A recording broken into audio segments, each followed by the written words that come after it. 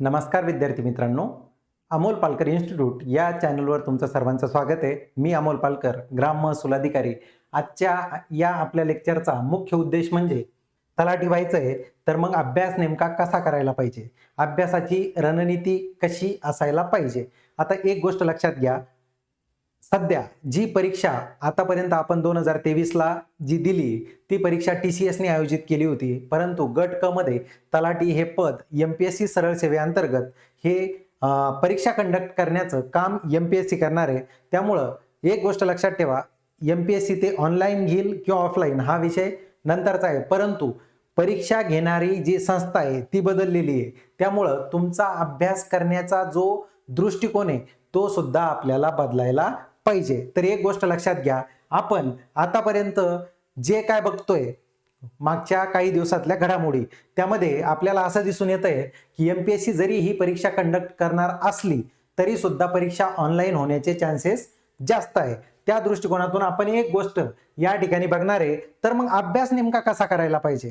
तर एक गोष्ट लक्षात घ्या, यामध्ये काही 5 मुद्दे महत्वाचे आहे की तुम्हाला जे नवीन विद्यार्थी असतील त्यांना विशेष करून माझं सांगणं आहे की त्यामध्ये सगळ्यात महत्वाचं अभ्यासाची योग्य रणनीती काय असायला पाहिजे, वेळेचं नियोजन कसं केलं गेलं पाहिजे, महत्वाचे विषय, मागील प्रश्नपत्रिकांचं विश्लेषण आणि ज्या यश निश्चित करेल अशा टिप्स तुम्हाला या लेक्चर मधून मिळणार आहेत. तर एक गोष्ट लक्षात घ्या, लेक्चर कोणीही स्किप करू नका, शेवटपर्यंत लेक्चर बघा आणि लेक्चर बघता बघता आपल्या YouTube चॅनलला सबस्क्राईब करून द्या. ठीक आहे, चला आपण पुढे बघूया.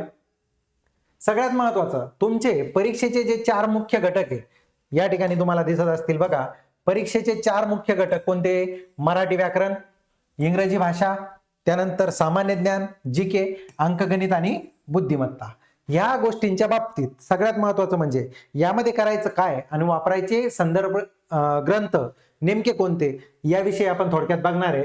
आता मराठी भाषेला जो 12वीच्या दर्जावर HSC तुम्हाला विचारला जाणार आहे, दर्जा 12वीचा असणार आहे. बाकी तिन्ही सब्जेक्ट तुम्हाला पदवीच्या दर्जाचे विचारल्या जाणार आहे. 25 प्रश्न 50 गुणांसाठी.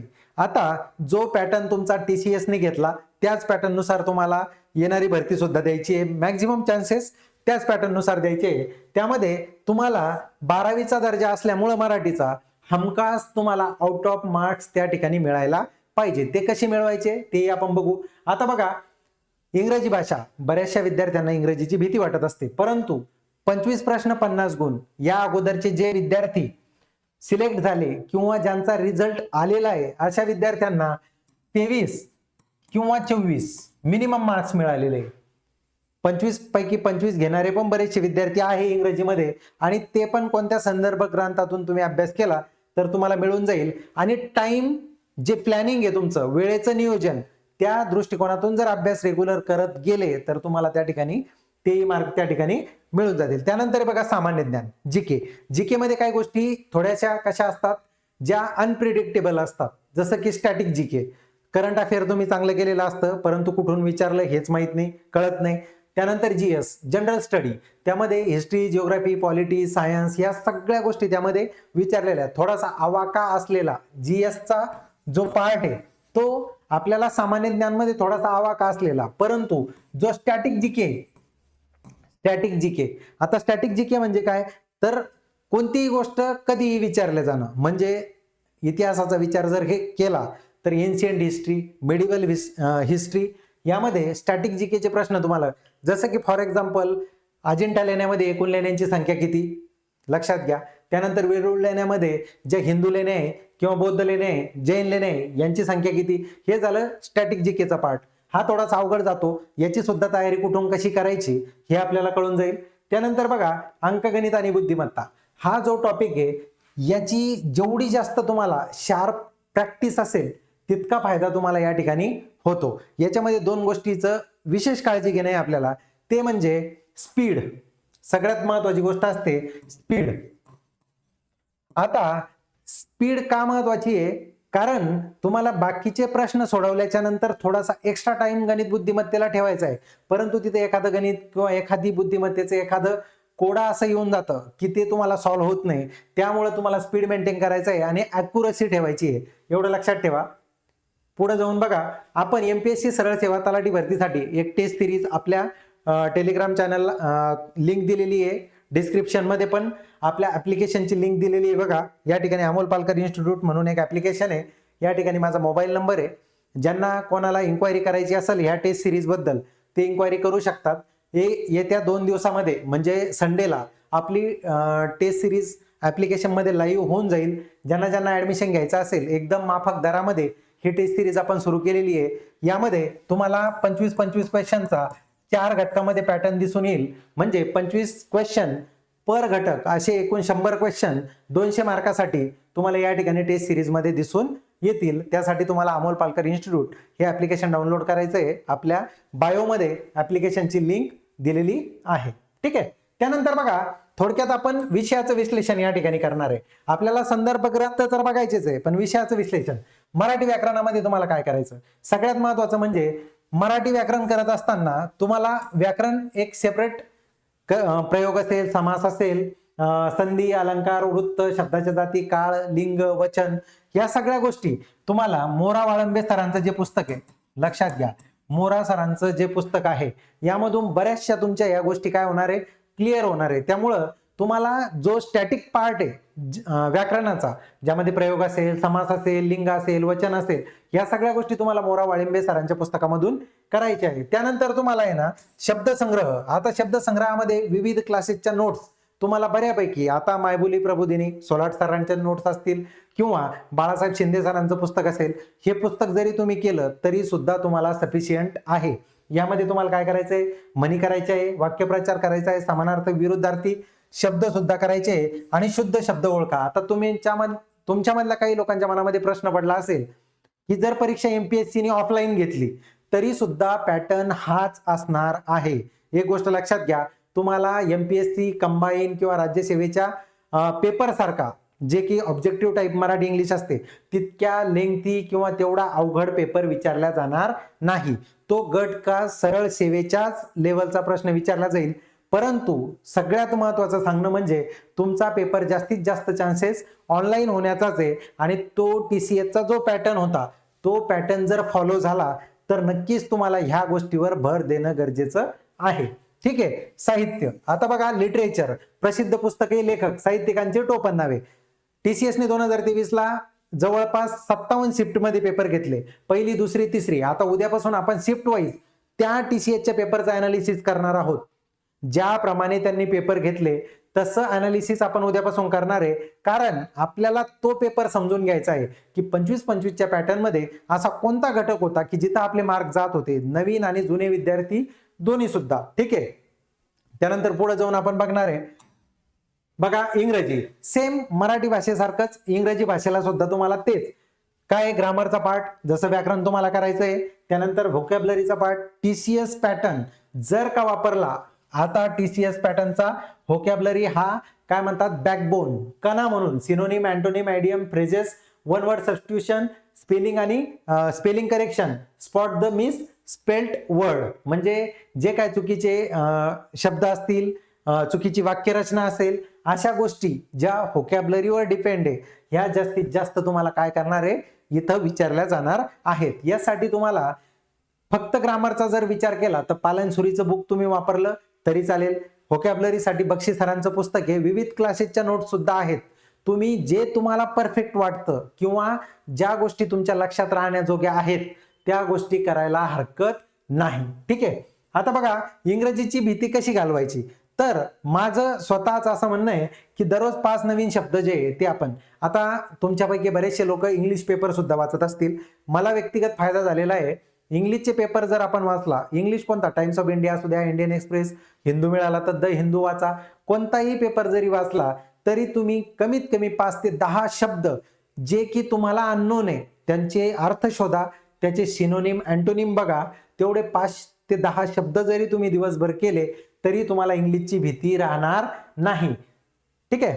त्यानंतर बघा, आपण पुढे जाऊन काय बघतो, सगळ्यात अवघड आणि अनप्रेडिक्टेबल, द GS मॅट्रिक्स. आता ह्या GS मध्ये तुम्हाला जे बेसिकली सामान्य अध्ययन जे म्हणतो आपण, इतिहास, भूगोल, आपल्या YouTube चॅनलला बरेचसे लेक्चर आपण टाकलेले. मागच्या तलाठी भरती, मागच्या ग्रामसेवकच्या भरतीमध्ये असेल किंवा त्याही अगोदर जाऊन आपले बरेचसे लेक्चर आहेत, तुम्ही त्या ठिकाणी बघून घ्या. जीएसचा जो पॅटर्न आहे तो फॅक्च्युअल पॅटर्न तुम्ही विचारलेला आपल्याला दिसून येतो. सरळ सरळ प्रश्न तुम्हाला विचारलेले आपल्याला दिसून येतात. त्यामध्ये काय आहे, महाराष्ट्र विशेष कोणती गोष्ट महाराष्ट्राच्या संदर्भात विशेषतः विचारलेली आपल्याला दिसून येते. महाराष्ट्राचा भूगोल, नद्या, गोदावरी, कृष्णा, तापी, खनिजे, आधुनिक भारताचा इतिहास, महाराष्ट्रातले समाजसुधारक. आता आधुनिक भारताच्या इतिहासामध्ये जसं की मुघल कालखंड, जे आधुनिक मुघल औरंगजेबाच्या मृत्यूनंतर जे मुघल राज्यकर्ते आले तिथून तर 1947 पर्यंत जो कालखंड आधुनिक भारताच्या इतिहासामध्ये आपण विशेष करून अभ्यास करतो तो, आणि महाराष्ट्राचा भूगोल, त्याचबरोबर महाराष्ट्राचे समाजसुधारक, या गोष्टी जास्त टार्गेट केलेल्या आपल्याला दिसून येतात. एवढी गोष्ट लक्षात असू द्या. टार्गेट ज्या गोष्टी आता उद्यापासून जे आपण लेक्चर बघू रेग्युलर मध्ये, त्यामध्ये आपण डिकोड करणारे जे मागचे पेपर झाले आणि येणारे क्वेश्चन प्रेडिक्ट करणारे, त्यामुळे तुम्हाला बऱ्यापैकी त्याचा फायदा होणार आहे. ठीक आहे. त्यानंतर बघा, राज्यघटनेमध्ये मूलभूत हक्क, पंचायत राज ह्या गोष्टी तुम्हाला विचारल्या जातील. ब्लॉक 3 सगळ्यात महत्वाचा, तलाठी विशेष, रेव्हेन्यू फोकस. बरेचशे विद्यार्थ्यांना तलाठी व्हायचंय, तलाठी पदाबद्दल विशेष कुतूहल सगळ्यांच्या मनामध्ये असतं आणि यावेळेस बऱ्याचशा जागा सुद्धा तलाठी भरतीमध्ये 3000+ जागा येण्याचे चान्सेस आहेत. त्यामध्ये माहितीचा अधिकार, लोकसेवा हक्क, या दोन ज्या गोष्टी आहे या एमपीएससीने बऱ्याचदा विचारलेल्या आहे बघा. लोकसेवा हक्क असेल किंवा माहितीचा अधिकार असेल, परंतु MLRC जो महाराष्ट्र जमीन महसूल संहिता आहे ही तुमच्यासाठी नवीन आहे. ही आपण स्पेशल लेक्चर घेऊन अधिकार, कर्तव्य, जबाबदाऱ्या, जर आयोगाने विचारायचंच ठरवलं 1-2 क्वेश्चन, ज्याप्रमाणे तांत्रिक क्वेश्चन आयोग टाकतं त्या गोष्टी आपण MLRCचे जे टोटल सेक्शन म्हणजे जेवढे कलम आहे त्याचे जेवढे खंड आहे 1 ते 5 खंड, त्याचबरोबर जेवढे सेक्शन असतील ते सगळे सेक्शन आपण MLRCचे थोडक्यात समजून घेणार आहोत. त्यानंतर बघा, बेसिक माहिती 2011 ची जनगणना. जनगणनेवर आपल्या चॅनलवर बरेचसे व्हिडिओ आहेत. सगळ्यांना नोटिफिकेशन येण्यासाठी चॅनलला सबस्क्राईब करून द्या. त्याचबरोबर त्या बाजूला एक घंटी असते बघा, बेल आयकन, ती सुद्धा दाबून टाका. ठीक आहे.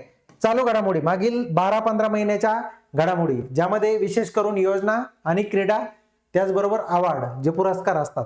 योजना जास्तीत जास्त महाराष्ट्र शासनाच्या योजना टार्गेट केल्या जातात. त्याचबरोबर एन्व्हायरमेंटल जे इश्यू किंवा एन्व्हायरमेंटल ज्या रिलेटेड न्यूज असतात त्या बऱ्याचशा कव्हर करून त्या विचारल्या जातात. त्याचबरोबर एखादं स्पेसिफिक महत्वाचं, पहिलं, दुसरं, जगात पहिल्यांदा, अशा ज्या घटना घडलेल्या असतात, या TCS असो किंवा ऑनलाईन पॅटर्न असो, या MPSC सुद्धा या गोष्टीवर जास्तीत जास्त भर देताना आपल्याला दिसून येते. त्यानंतर ब्लॉक 5 सामान्य विज्ञान, बेसिक सायन्स 6वी ते 10वी विज्ञान, एक ओव्हरलुक करून घ्या. बेसिक जे सायन्स आहे त्यावर जास्तीत जास्त, त्यात पण बायोलॉजीचे प्रश्न तुम्हाला जास्तीत जास्त दिसून येतात, इतर प्रश्न थोडे कमीच दिसतात. पुढे जाऊन जर बघायचं झालं तर गणित आणि बुद्धिमत्ता. आता हे दोन्ही जे आहे यांचं वैशिष्ट्य या ठिकाणी दिलेलं आहे बघा, स्पीड आणि ॲक्युरसी, विषय विश्लेषण, बुद्धिमत्ता आणि अंकीगण. यामध्ये अगोदरही बोललो आपण की मोठ्या प्रमाणामध्ये तुम्हाला काय करायचंय, स्पीड मेंटेन करायची आहे आणि ॲक्युरसी ठेवायची आहे. यामध्ये शेकडेवारी, नफा तोटा, काळकाम, वेग, सरळ व्याज, चक्रवाढ व्याज आणि बॉडमास या गोष्टीवरच तुम्हाला जास्तीत जास्त प्रश्न विचारलेले दिसून येतात. एवढ्याच गोष्टी करायच्या.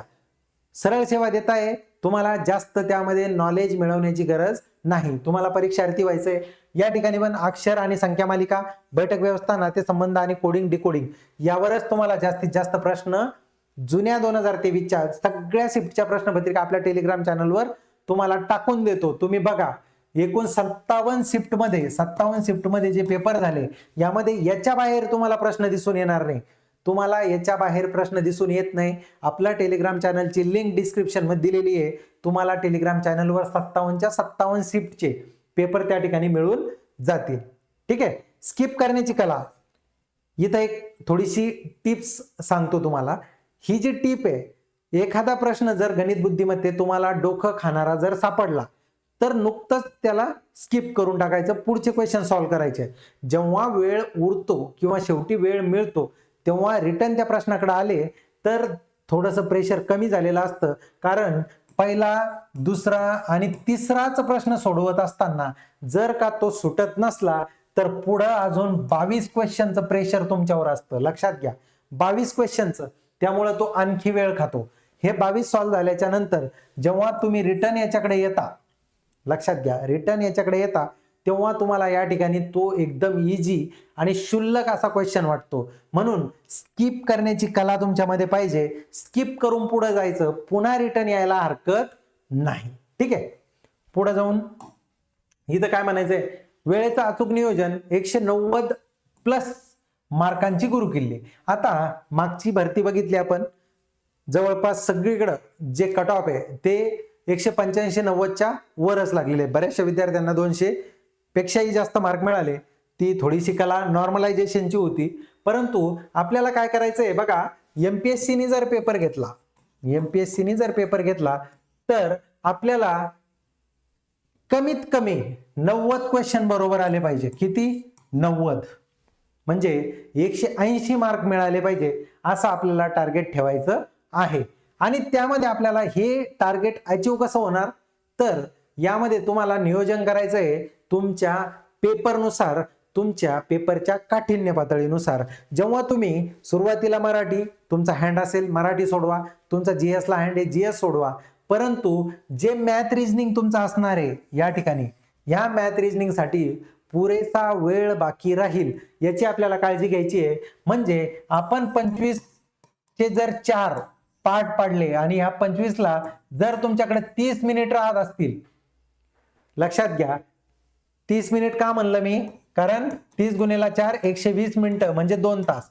जर पेपर 2 तासाचा असेल तर 25 क्वेश्चनला 30 मिनिट कशासाठी, मराठीसाठी, 25 क्वेश्चनला 30 मिनिट इंग्रजीसाठी. तर एक गोष्ट लक्षात ठेवा, मराठी ही तुमची कमीत कमी 20 ते 22 मिनिटांमध्ये झाली पाहिजे. इंग्रजीचा विचार करता 25-27 मिनिटं लागले तरी हरकत नाही, 30 मिनिटं लागले तरी हरकत नाही. म्हणजे इंग्रजीचे प्रश्न इंग्रजीला तेवढा वेळ आपण देऊन टाकला. परंतु इथं मराठीमध्ये तुमचे वाचलेले 10 मिनिट आणि जे सामान्य ज्ञान आहे, सामान्य ज्ञान मध्ये कमीत कमी तुमचा पूर्ण 25 क्वेश्चन सुद्धा कुठं 20 मिनिटात झाले पाहिजे. म्हणजे इथं 10 मिनिटं, हे 10 मिनिटं आणि हे 10 मिनिटं, तुमचे 20 मिनिट कशासाठी वाचवायचे तुम्हाला, इथं जे 30 मिनिट तुम्हाला मिळणार आहे प्लस 20, म्हणजे एका प्रश्नाला तुम्हाला जवळपास 2 मिनिटं या ठिकाणी मिळतील, जेणेकरून तुम्हाला प्रेशर येणार नाही आणि हे 25 पैकी 25 क्वेश्चन तुमचे काय येतील, बरोबर येतील. 25 क्वेश्चन सोडवण्यासाठी तुमच्याकडे 50 मिनिटाचा वेळ असणार आहे. हेच तुमचं काय असणार आहे, अचूक नियोजन असणार आहे. पुढे जाऊन बघा, महत्वाची संदर्भ पुस्तके. आता वेगवेगळ्या लोकांचे वेगवेगळे संदर्भ असतात, नेमकं काय करायचं. आता मला जे वाटतं, ज्या गोष्टी मी वाचल्या, ज्याच्यापासून मला मार्क्स मिळाले कधी काळी, तेव्हा हे पुस्तक जे वापरले मी, अजून पण वेगवेगळ्या नोट्स, क्लासेसच्या नोट्स तुम्हाला मार्केटमध्ये मिळून जातील. परंतु बेसिकली एक पुस्तक 10 वेळा वाचलं तर जास्त फायदा होतो 10 पुस्तकं एक वेळा वाचण्यापेक्षा, असं मला वाटतं. त्यामुळे आपण मराठीसाठी 2च पुस्तकं निवडलेले. या ठिकाणी सुगम मराठी व्याकरण मोरा वाळंबे सरांचं, त्याचबरोबर परिपूर्ण मराठी व्याकरण बाळासाहेब शिंदे सरांचं. बाळासाहेब शिंदे सरांचं पुस्तक यामुळे म्हणतोय मी की त्यामध्ये तुम्हाला शब्दसंग्रह पण मिळेल.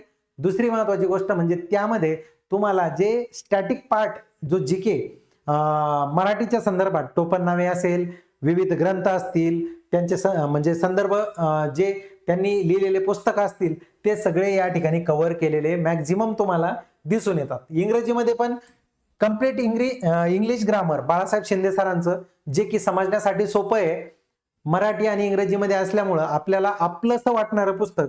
त्याचबरोबर पालानसुरी सरांचं इंग्लिश ग्रामर, या दोन्ही जर पुस्तकांचा तुम्ही वापर केला तर बऱ्यापैकी 90% तुमचा अभ्यास त्या ठिकाणी, इंग्रजींची भीती सुद्धा तुमची निघून जाणार आहे. सामान्य ज्ञान जीके, तात्याचा ठोकळा, एकनाथ पाटील जे सर आहे, एकनाथ पाटील सर यांचा ठोकळा पूर्वीपासून बऱ्याच दिवसापासून फेमस, आणि त्यामध्ये बऱ्याचशा फॅक्च्युअल गोष्टी कव्हर केलेल्या आहे. तुमचा फॅक्च्युअल जो स्टॅटिक जीकेचा पार्ट आहे तो ठोकळ्यामधून कव्हर होईल. आणि IBPS TCS साठी जीकेचा जो काही चांगला ठोकळा तुम्हाला मिळेल, किंवा सेंट्रल गव्हर्नमेंटचे जे स्टॅटिक जीके असेल, किंवा जुने जे एन्शियंट मेडिवल असे हिस्ट्रीचे टोटल क्वेश्चन कव्हर करून जे पुस्तक बनलेलं असतं, बरेचसे आर्यनचं पब्लिकेशनचं बरेचसे पुस्तकं मार्केटमध्ये आहे, तसं पुस्तक जर तुम्ही वापरलं तर नक्कीच तुम्हाला त्या ठिकाणी फायदा होईल. अंकगणित आणि बुद्धिमत्ता यासाठी मला असं वाटतं की अंकगणित बुद्धिमत्ता ज्या सरांची बॅच तुम्ही करसाल, बरेचसे मार्केटमध्ये शिक्षक लोक आहेत मॅथ रिजनिंग शिकवणारे, त्यांचंच बुक वापरा जेणेकरून तुम्हाला ते फॅमिलियर राहील. लक्षात घ्या, प्रत्येकाने गणित बुद्धिमत्तेची बॅच केलेली असते आणि त्या शिक्षकाचं पुस्तक सुद्धा मार्केटमध्ये, म्हणून माझं व्यक्तिगत तुम्हाला सांगणं राहील, ज्या शिक्षकाचं तुम्ही त्या ठिकाणी क्लास केला त्या शिक्षकाचं पुस्तक तुम्ही त्या ठिकाणी वापरा. इंग्रजीच्या बाबतीत पण तसंच आणि मराठीच्या बाबतीत पण तसंच. कारण हे पुस्तकं तुम्ही संग्रहित राहू द्या, परंतु तुम्हाला ज्या नोट्स मिळतील क्लासमधून त्या सुद्धा रेफर करत चला, जेणेकरून त्या तुम्हाला हॅमरिंग करून करून बऱ्याचशा फॅमिलियर झालेल्या असतात. आता बघा, आपल्याला अजून तरी तलाठी भरती, लक्षात घ्या, तलाठी हे नाव आता जवळपास तरी नाहीये, आता सध्या नाव बदलून झालंय ग्राम महसूल. तुमचं जे डेजिग्नेशन असणार आहे ते हे असणार आहे ग्राम महसूल अधिकारी. तुम्ही जेव्हा जासाल प्रशासनामध्ये महसूलमध्ये तेव्हा ग्राम महसूल अधिकारी म्हणून, परंतु या नावाचं जे वलय आहे ते अजून तसंच आहे. अजून सांगण्याचा उद्देश की कोणत्याही प्रकारची जाहिरात अजून आलेली नाही, लवकरात लवकर जाहिरात येईल आणि माझ्या अंदाजानुसार 3000+ जागा असायला पाहिजे तलाठी भरतीसाठी. त्याचबरोबर आपल्याकडं इथून पुढं मिनिमम 4 महिने वेळ आहे. किती? 4 महिने. आता 4 महिन्याचा जर वेळ आपल्याकडे असेल, जाहिरात उद्या किंवा जुलैच्या शेवटच्या आठवड्यात येईल असं म्हणतात, परंतु जर आली आणि तिथून पुढे कमीत कमी 3.5-4 महिने तुम्हाला मिळतील. आता लक्षात घ्या, आपल्याला सुरुवातीला काय करायचंय? पायाभरणी, त्यानंतर कोअर स्टडी, त्यानंतर ऍप्लिकेशन म्हणजे त्याची अंमलबजावणी आणि नंतर त्याचा सराव, उजळणी. आता एक गोष्ट लक्षात घ्या, हे सगळं प्लॅनिंग तुमचं किती दिवसाचं असणार आहे? 12 महिन्याचं. ते आपल्याला काय करायचंय? 4 महिन्यामध्ये. या 4ही स्टेज आपल्याला काय करायचे आहे? 1-1 महिन्यामध्ये कंप्लीट करायचे आहे. लक्षात घ्या, पहिल्या फेजमध्ये तुम्ही आता फक्त संदर्भ ग्रंथ निवडायचे आणि ते वाचून काढायचे. जे काय तुमचा बेसिक कोअर डेटा आहे तो कलेक्ट करून ठेवायचा. इथं दिलंय बघा, संदर्भ पुस्तके वाचण्यास सुरुवात करा. दररोज 1 तास गणित, 1 तास बुद्धिमत्तेचा सराव करा. आता या प्लॅनिंगसाठी आपण वेगळे लेक्चर घेणार आहे, प्लॅनिंग नेमकी कशी करायची. परंतु हे कोअर स्टडीचा जो आहे तो आपण आतापासून सुरुवात करणार आहे. त्यानंतर बघा, TCS आणि IBPS जुन्या ज्या प्रश्नपत्रिका आहे तुमच्या 2000, ज्या टेलिग्राम चॅनलवर मी लगेच टाकून देतो, टेलिग्राम चॅनल जॉईन करून घ्या, डिस्क्रिप्शन मध्ये लिंक दिलेली आहे. तर त्या प्रश्नपत्रिका आपल्याला बघायच्या आहे, आपले रेग्युलर लेक्चर होणार त्यावर. तर ते जे क्वेश्चन आलेले PYQ चे जे क्वेश्चन आलेले ते क्वेश्चन आपल्याला रेग्युलर घ्यायचे.